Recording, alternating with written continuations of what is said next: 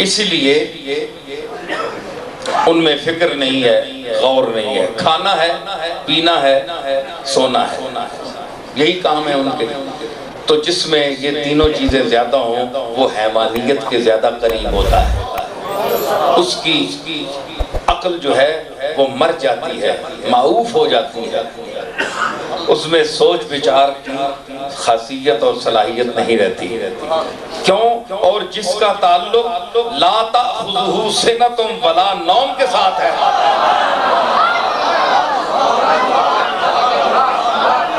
کہ نہ اس کو اونگ آتی ہے اور نہ وہ سوتا ہے، جس کا رشتہ اس کے ساتھ ہے وہ اتنا ہی بیدار مغز ہے، بیدار چشم ہے، بیدار دماغ ہے۔